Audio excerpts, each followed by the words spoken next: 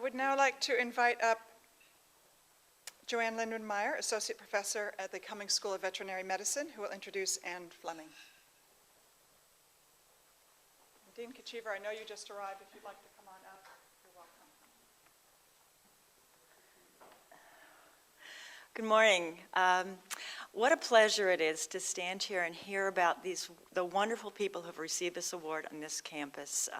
I wish we had more opportunities to interact, and I would, and I'm sure be seconded by Dr. Kachiver, invite you all to come out to our beautiful campus in Grafton when you have a chance. It doesn't really take 4 hours to get there.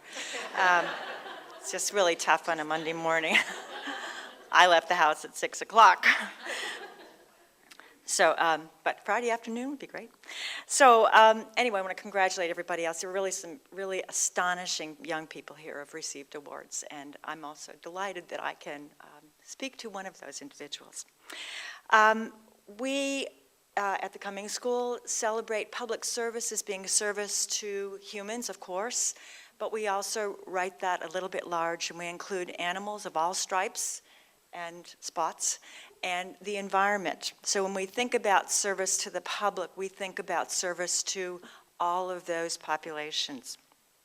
And I want to say that Anne's career in veterinary medicine and her future career is largely distinguished by her attention and her care, honor, and respect for the shared health of humans, animals, and the environment. Some of you call that One Health. Dean Kachiver has termed it shared health. I personally like that because I think it shows that we in fact do share health with the environment and with animals. So Anne, getting back to Anne.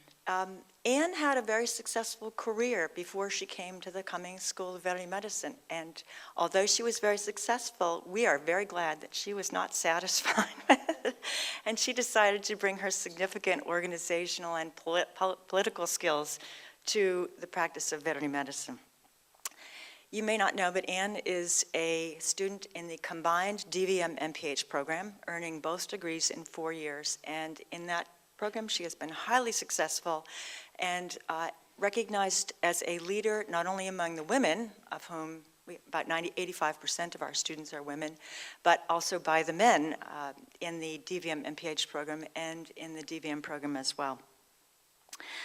Anne's probably she has distinguished herself most by some of the work that she's done over the past couple of years with a group that's called the Rhode Island Feral Cat Working Group, a very interesting and you might imagine very contentious group of people that involves the Rhode Island Department of Health, Department of Environmental Management, Tufts University, the University of Rhode Island, Wheaton College, Brown University, and a number of other organizations in Rhode Island. And those of you who haven't ever been involved in these kinds of groups for animal welfare might be surprised to know that although, yes, we all care about animal welfare, they are probably some of the most contentious groups you would ever want to be a part of or not want to be a part of.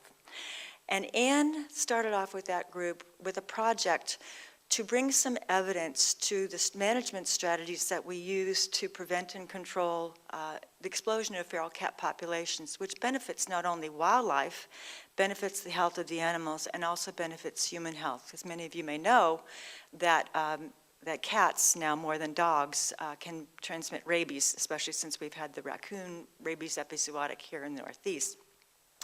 So she has worked very successfully with that group over the past couple of years, and her accomplishment has been to map the feral cat colonies throughout the state of Rhode Island.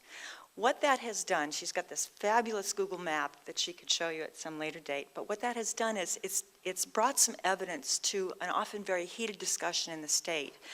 And it's actually, the thinking at the time when Anne started her project was that there are about 300,000 feral cats. We now think that that's probably wrong by 2 orders of magnitude, and what that does is it takes some of the heat out of the discussion. So there's probably somewhere around 30,000 to 60,000 feral cats rather than 300,000. So it steps the debate down, it steps the heat down, and brings some evidence to that. And the other thing that it does is rather than individual groups taking their own approach, each one their own approach to this problem, It's going to set the stage for a statewide policy for prevention and control of feral cat colonies in Rhode Island, which has never been achieved before. And as a result of that, the International Fund for Animal Welfare is very interested in Ann's work, and they've expressed this on several occasions. In addition to this work, Ann has also volunteered for the Massachusetts Society for the Prevention of Cruelty to Animals and the Rhode Island Society for the Prevention of Cruelty to Animals.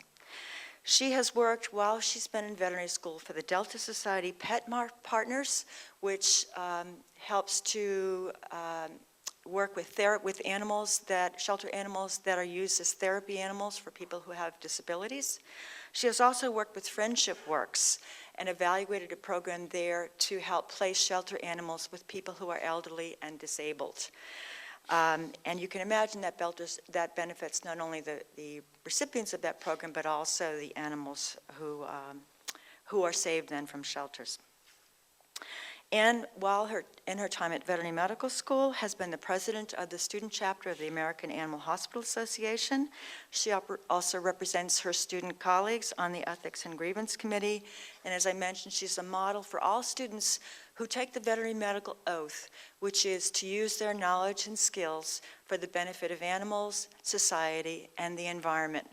It is my real pleasure to nominate and have this award given to Ann Fleming, whom I consider not only a student, but also a friend and a colleague. And I want to congratulate you, Ann.